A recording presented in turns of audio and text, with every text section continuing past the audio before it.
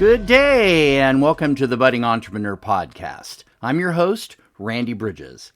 In each episode, I cover my experiences, both good and bad, of being a business builder, as well as my journey through the crazy world of entrepreneurship to reach my goal of earning $10 million a year.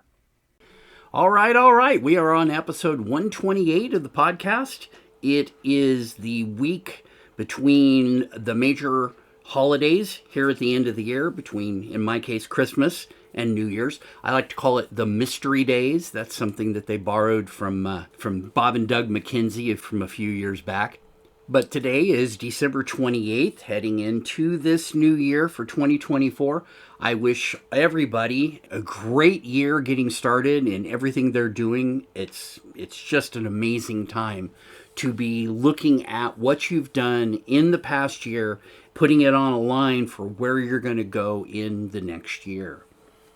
I've been looking at how I'm communicating with my prospects out in the field, and I found that doing the 5-part problem solution outcome is good. There's a lot of people that like it, but what happens is it's a lot to throw at somebody. So I backed up and went to my lead magnet, which was specific to law, because that is my target market, legal practices and legal firms. And I wanted to see if there was a better way to get somebody's attention by providing them something that they could use, something they could value, but that wasn't such a long process like the 5-part solution, matrix, if you will.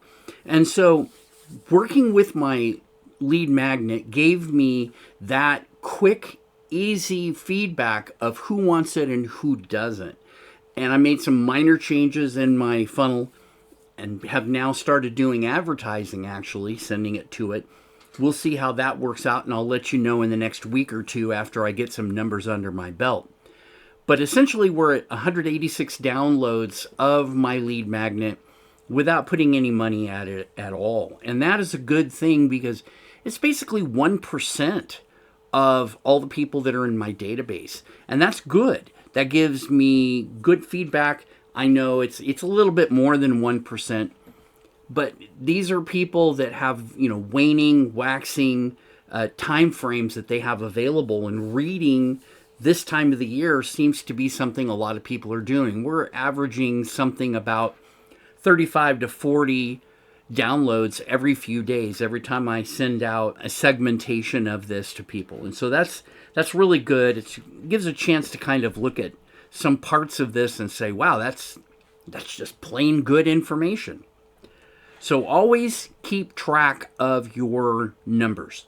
When you're doing marketing, what is so important that a lot of people don't do is they push out an ad or they push out a download and then they don't keep track of it.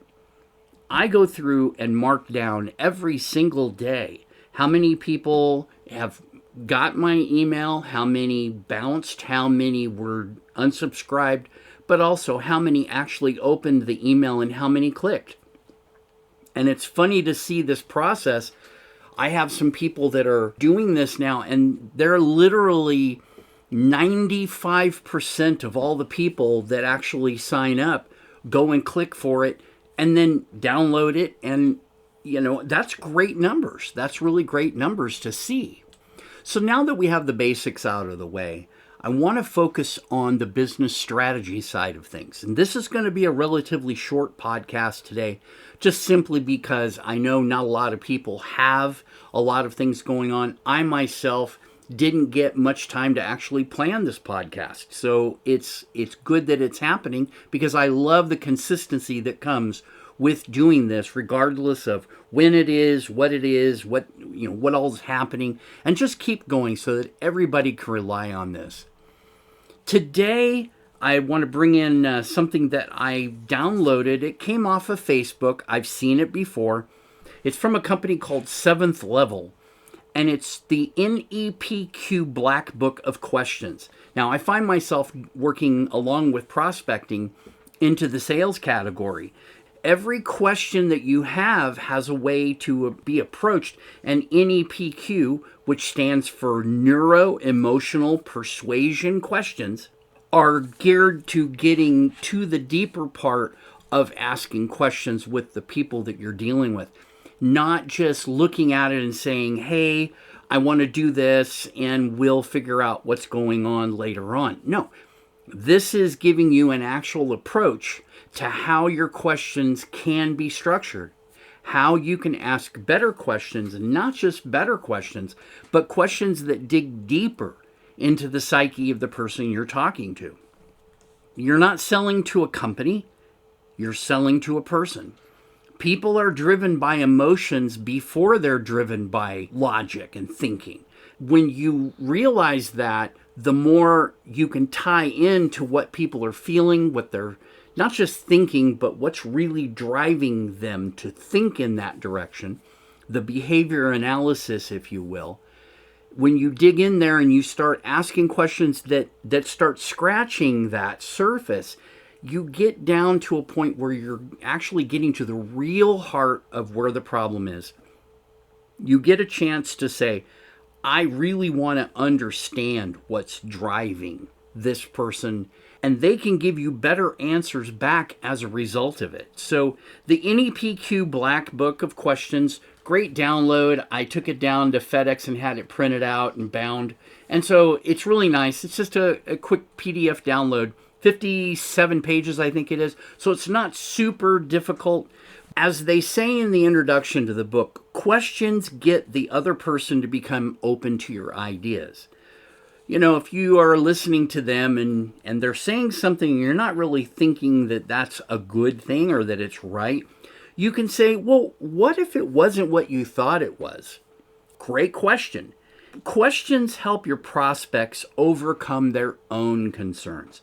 And a lot of times this is key, because if you want to be at the top of sales in whatever economy you're in, you are dealing with a prospect that has concerns, and they may come up over time.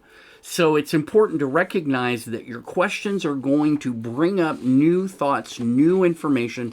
And if you do it the right way and follow some of these things like the NEPQ Black Book of Questions, you're going to get a better response when you're actually talking with people, and you don't even have to be selling them at this point. The next business strategy I want to talk about is from a video on YouTube that Alex Hormozi put out. And it's from about a month ago, so it's not overly long ago, but it is a 1-hour video, and there's a reason for this.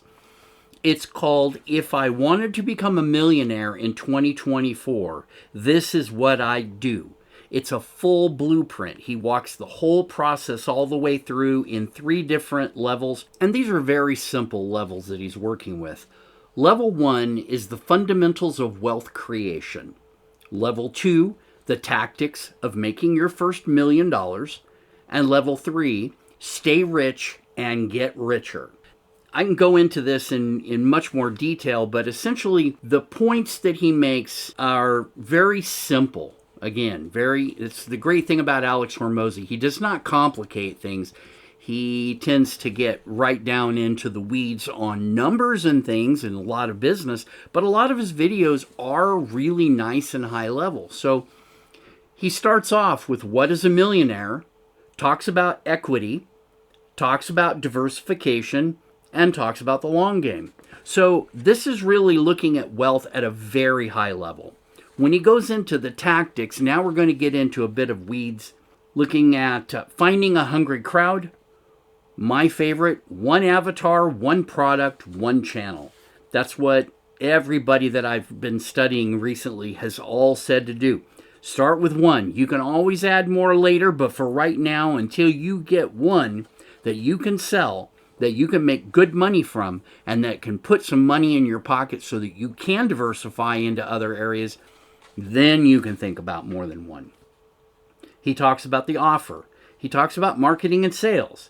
Paying yourself. A lot of business owners forget to do that. And then goal setting. He discusses that as well.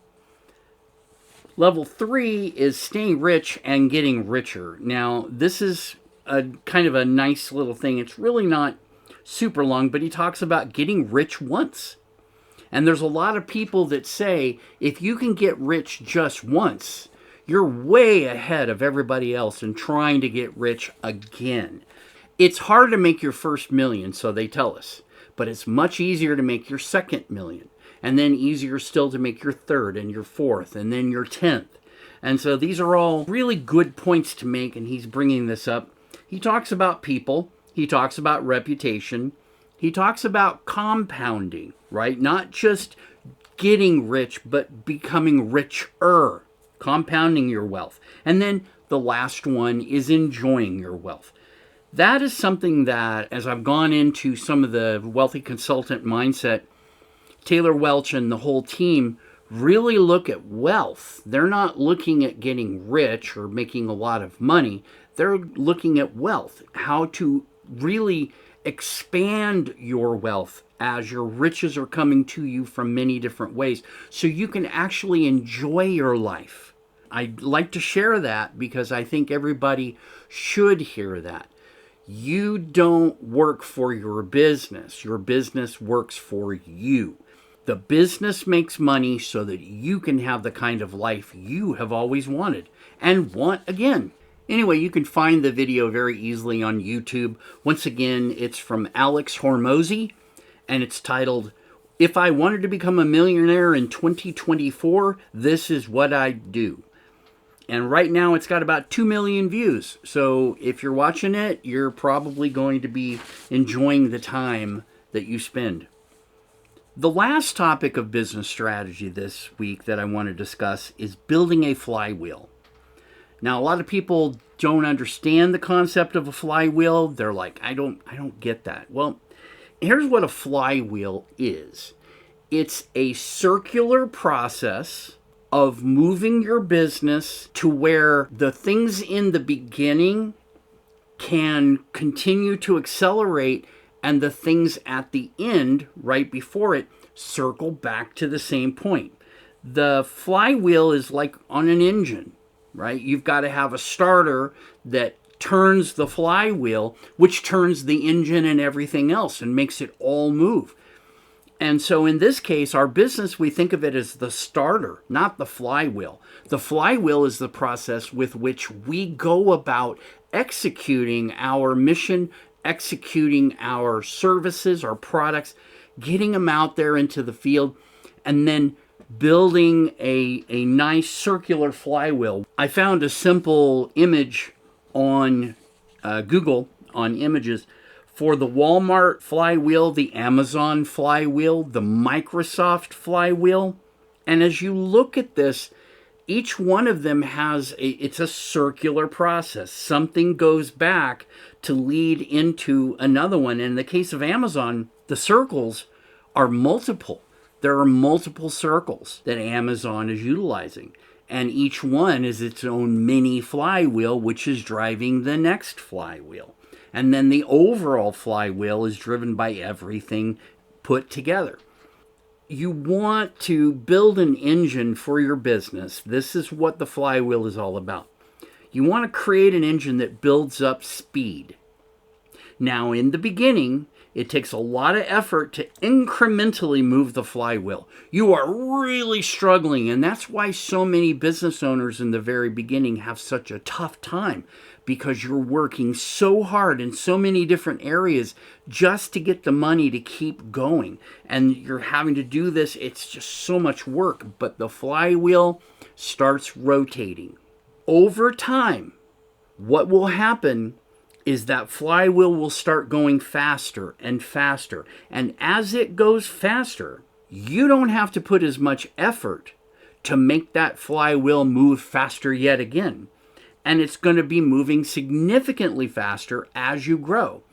This is the key that a lot of people kind of miss out, is what is it that will continually feed you to grow faster, to grow bigger, to get better clients, to get better customers, if you will, and to get a better process in what you're doing. Study flywheels. See what other businesses are working like, especially ones that are similar to yours. I have a lot of people that, look at consulting, and they don't consider the flywheel effect. they look at it as, all right, I'm going to serve my client and then they're going to come back. And it's like, well, maybe, right? The question is, did you give them good customer service to convert them into people that advocate for you? As you are going through this flywheel effect, if you get good clients that have been treated really well and they treat you well, then they're going to tell people. And you're going to get the, and they told two people, and they told two people, and so on and so on. This is how you grow your business via a flywheel, is looking for what are those 3, 4, or 5 characteristic pieces of your entire business that drive to create new business. And so that's what the purpose is on a flywheel. So, just do some basic searches and you can kind of look at it and see some of the different things. Microsoft has a unique flywheel, but there are a lot of very basic ones, especially if you have a small company. So that concludes our podcast for this week, going into January with a bang. Wishing you the best in your health, your wealth, your family, your business, everything about you. Take care. Have a happy new year. We'll see you back here in 2024.